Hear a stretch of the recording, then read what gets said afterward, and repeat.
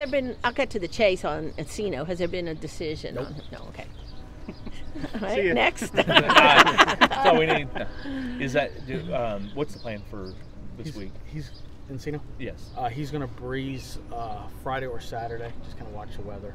But we're definitely going to breeze him this weekend. Probably make a decision after that. Brad, you're back here with a couple chances at least, to get this done the right way. How do you feel going into this thing? And I think it's our strongest group the last couple of years, for sure. I really like our group. All three are training very, very well. Anybody that's out there watching, which most of the Derby horses are moving now. So, but they're all training extremely well. Encino stood in the gate yesterday. The other two colts stood in the gate today. Had great gallops, and yeah, I mean, look, with Catching Freedom, he's obviously going to be set well off the pace, and then just a touch, a little bit closer. It's what we see or envision, and we'll see with Encino. We're still trying to figure him out a little bit, and if he even runs, but very happy with all three, and think we've got a very strong hand. when it comes to this race, it seems like so many of the perceived favorites are closers. Is that tricky? I don't know, but oftentimes I feel like the horses that are favored, which in Fierceness has speed, but it's a well balanced group of horses in regards, I think, to pace. I think there's good horses that are going to set everywhere in the race, and obviously it's a pretty good group of horses overall. I think anytime you can make line up, get a spot in the Derby, you obviously accomplish something along the way. So it's a solid group of horses, and I think it should be an evenly run race.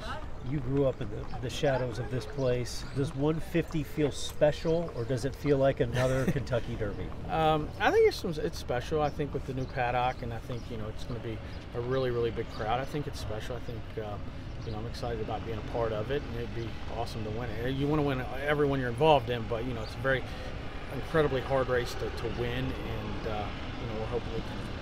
It'd be really nice to win 150.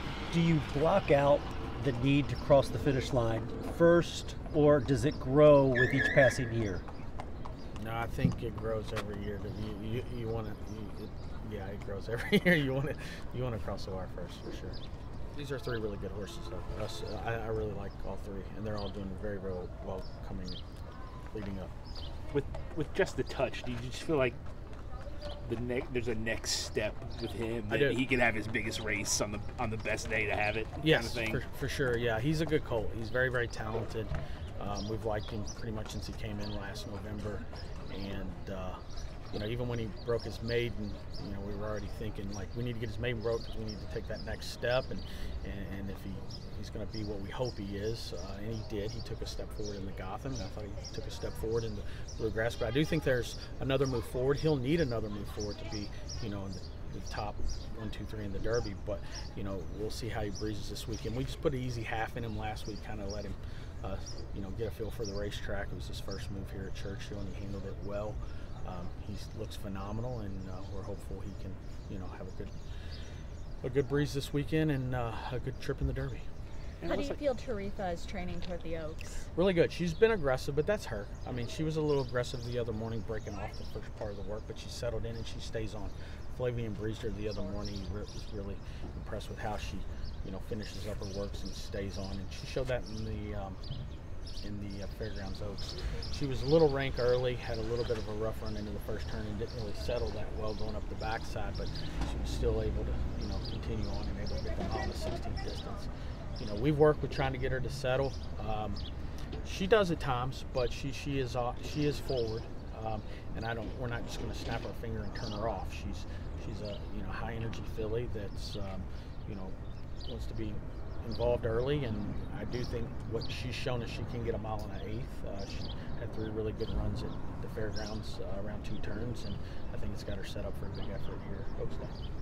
Is her kind of wanting to be forward any sort of concern in a big field with a huge crowd that her brain could get away from her a little bit, or? I think she handles herself well in the paddock. All that's good. I think there's always a concern with just with fillies and throwing so much at them and the atmosphere they're going to have to the atmosphere they're going to be in Oaks Day and Derby Day. So, it's always a concern, but, we're going to do the best we can with schooling her. She's going to school here in a little bit, 10 o'clock, and, let her see everything. Hopefully, obviously, let her experience as much as we can before Oaks Day and see what happens. While we're talking about schooling, I know the Derby Colts went over and you talked about her going over. What do you think of the new paddock? It's really nice, really, really nice. It looks like it's set up for a lot of people to have an opportunity to see the horses from different levels. So it's really neat, really nice setup, first class, and very excited about getting to use it. Besides being the Mount 316th Louisiana Derby winner, could you just dissect Catching Freedom and what you like about him, where he is now, and going into this race on May 4th? He's really moved forward, really since like 2 weeks prior to the Louisiana Derby. He really started working a little better than he had prior to that. He'd always been a pretty average workhorse, but his works over the last 6 weeks have been really, really good. He really likes Churchill. He's had 2 runs here. Broke his maiden here, and his work the other morning with Castle Warden was really good. So he stayed on, he got out well, and was super happy to get himself on it. Should we be talking about him in the same breath as Fierceness in Sierra Leone? Do you think there's? Do you think there's a reason? Do you think there's a reason he's not? Compared to them, maybe he's a little underlooked. We just had this conversation. Me and one of my sisters just had this conversation. I do believe every year, whether it's Oaks or Derby, the horses from the fairgrounds get overlooked because the races were 6 weeks prior to the Derby, as opposed to the Bluegrass being 4 weeks, the Arkansas Derby being 5 weeks. So I think whatever happens most recently is definitely what people gravitate toward, and the horses from the fairgrounds get lost a little bit. But no, he's a good colt. I thought he ran as well as just a touch ran in the Bluegrass, setting close to a hot pace and finishing up and being second. I thought his race was every bit as good, with being basically last up the backside and closing into a soft pacing and a runaway winner he was getting away from him at the end. So it was a very impressive race. And if we get that effort out of him again Derby Day, he's going to be right there. Brad, what do you think about the track? Obviously the surface is really good. I thought the surface was fine last year. I had no issues. I think I ran 21 horses or 20 some horses Oaks or a Derby week last year, and we had no issues. This year it's been really good. I had a couple of jocks, breeze horses this weekend, and they thought the track was as good as it's been in a long time. I don't know what their opinion of it was last year, but I had no issues with it last year, and I was very happy with it. I've been happy with it since we shipped back here in late March. What is your enduring memory, I guess, of Derby, all the years you've been coming here, even before? I guess my biggest memory is when Mandaloun turned for home in 21 and looked like he could win, and he ended up second. So that was, my biggest memory. It was, it was a good one. I was proud of the effort. He was a long shot that day, and I guess Essential Quality was right there as well. But those two being at the quarter pole, 3/8 pole, both in contention to win the race, was probably my biggest memory. Brad, kind of going off that, just to have the opportunity to win this thing outright, what would that mean to you? That would be the biggest accomplishment we've had for sure. Being put up in a race is never how you want to win one, and there's no thrill of victory with that. And we're hopeful we'll get there someday. Hopefully this will be the year. The other topic. What do you think about your new basketball coach?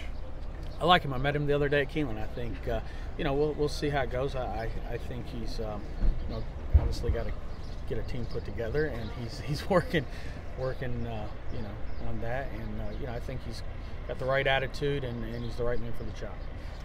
You would have been a kid in '96.